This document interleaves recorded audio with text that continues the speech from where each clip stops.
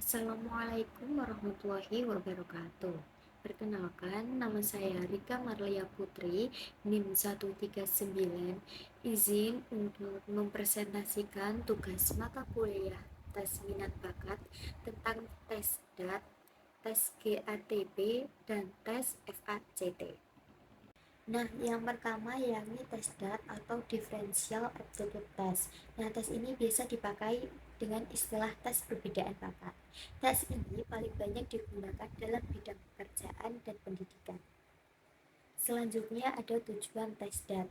Nah, tujuannya sendiri yang pertama yakni sebagai sarana akademik untuk mendapatkan prosedur penilaian secara ilmiah. Lalu, yang kedua dirancang untuk bimbingan pendidikan dan vokasional atau pekerjaan. Nah, yang ketiga yakni dapat dipakai dalam bidang industri. Nah, untuk tes ini sendiri terdiri dari 8 tes. Masing-masing tes bisa berdiri sendiri sehingga dapat digunakan secara berpisah. Selanjutnya ada subtes DAT. Nah, di sini ada 8. Yang pertama yakni verbal rationing. Yang dimaksud verbal rationing sendiri yakni kemampuan berpikir abstrak dan pemahaman konsep verbal. Contohnya seperti pilihlah pasangan kata yang tepat untuk melengkapi kalimat. Nah, yang kedua ada numerical ability. Di sini yakni mengukur kemampuan untuk memahami hubungan numerik dan memecahkan aritmatik. Contohnya seperti soal pertambahan 79 ditambah 48. Nah, selanjutnya yakni ada abstract reasoning, yakni memerlukan pemahaman logis untuk membedakan perbedaan kecil dalam bentuk atau diagram. Nah, yang selanjutnya ada relation, yakni kemampuan membayangkan objek dalam 3 dimensi berdasarkan 2 dimensi. Nah, yang selanjutnya ada mechanical reasoning, yakni dimaksud menilai pemahaman individu tentang prinsip mekanik dalam konteks kehidupan sehari-hari. Lalu selanjutnya ada clerical speed, yakni mengukur kecepatan dan menyelesaikan tugas administrasi secara sederhana. Nah, selanjutnya yang ke-7 dan ke-8 yakni ada language unset bagian 1 dan 2. Nah, di sini yakni sama, mengukur pembendaharaan kata dan pemahaman tata bahasa serta penggunaan tanda baca yang tepat. Namun, bedanya jika di bagian 1 yakni pendaharaan kata yang sering digunakan dalam sehari-hari, jika bagian 2 yakni membedakan tata bahasa yang baik dan yang jelek. Nah, yang selanjutnya ada tes GATP atau General Aptitude Test Battery. Nah, di sini tes ini dikembangkan oleh the United States Employment Service atau USES. Nah, tes ini dikembangkan pada tahun 1947. Dari sejumlah dikurangi menjadi 12 tes dan faktornya menjadi 9 macam yang menurut terminologi Thurston sebagai PMA atau kemampuan primer. Nah, selanjutnya untuk tes GATB ini ada 9 faktor. Yang pertama yakni General Learning Ability atau yang dimaksud kemampuan belajar umum. Nah, diuji dengan 3 cara. Yang pertama yakni ada vocabulary atau mengenal, mencari antonim atau sinonim. Lalu yang kedua ada arithmetic, yakni memecahkan soal logika matematika. Dan yang ketiga ada three-dimensional space, yakni memahami bentuk 3D dari gambar 2D.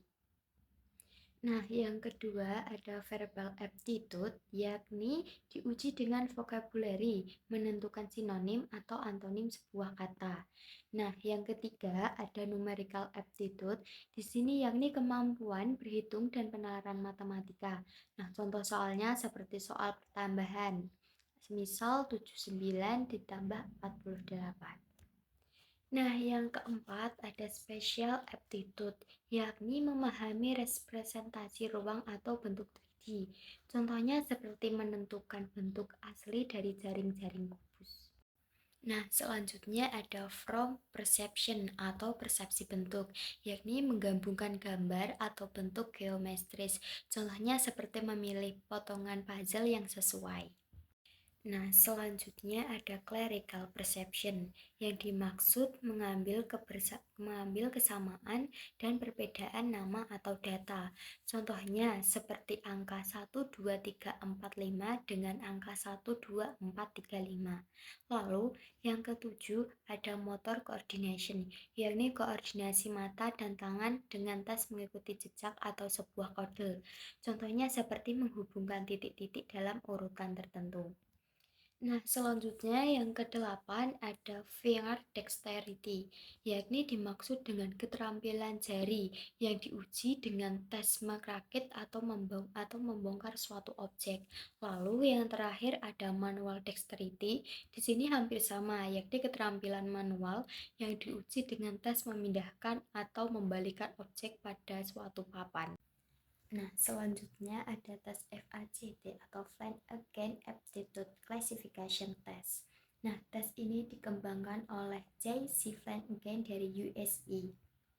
Nah, tujuan dari tes ini yakni ada beberapa. Yang pertama, untuk memperoleh sistem klasifikasi bakat dan kemampuan dasar seseorang dalam tugas tertentu. Lalu, yang kedua sebagai alat baku untuk memprediksi kesuksesan bekerja berdasarkan bakat.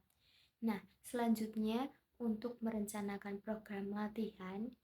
Dan yang keempat, ada sebagai alat seleksi dan penempatan karyawan. Dan yang kelima, yakni membantu perencanaan pendidikan berdasarkan pengembangan bakat. Nah, pada tes ini terdiri dari 14 subtes. Yang pertama ada inspection, yakni dimaksud dengan kemampuan melihat kekurangan atau kesalahan pada sebuah data atau teks. Contohnya menemukan kesalahan dalam gambar atau teks. Nah, lalu yang kedua ada coding, yakni kecepatan dan ketepatan pengkodean informasi.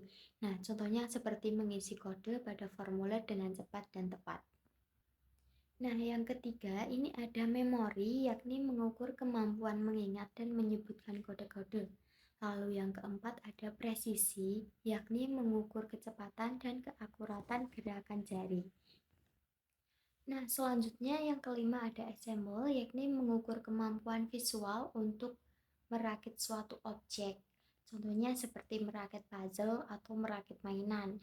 Lalu yang keenam ada skala, yakni mengukur kecepatan dan keakuratan dalam pembacaan skala. Contohnya seperti membaca sebuah skala grafik. Nah, yang ketujuh ada subtes koordinasi, yakni mengukur kemampuan mengkoordinasi gerakan lengan dan tangan. Contohnya seperti menggunakan komputer atau mengemudi. Nah, yang kedelapan ada judgment and comprehension atau penalaran logis. Nah, di sini yang dimaksud yaitu mengukur kemampuan membaca dan pemahaman dan penalaran logis. Contohnya seperti membaca artikel dan menjawab pertanyaan tentang artikel tersebut. Nah, selanjutnya yang kesembilan ada aritmetik, yakni mengukur kecakapan dalam proses berhitung. Contohnya seperti menghitung soal matematika seperti penjumlahan dan perkalian. Nah, yang ke-10 ada patterns atau pola-pola, yakni dimaksud dengan mengukur untuk kemampuan untuk reproduksi pola-pola dasar. Contohnya seperti menggambar pola-pola geometris. Nah, selanjutnya yang ke-12 ada tabel, yakni kemampuan membaca tabel, entah sebuah tabel data atau tabel grafik. Nah, yang ke-13 ada mekanisme atau yakni pemahaman prinsip-prinsip mekanik. Contohnya seperti memahami cara kerja suatu peralatan atau mesin. Yang terakhir ada expression, yakni dimaksud dengan mengukur perasaan dan pengetahuan tentang bahasa. Contohnya seperti menulis esai atau membuat presentasi. Sekian presentasi dari saya. Terima kasih. Wassalamualaikum warahmatullahi wabarakatuh.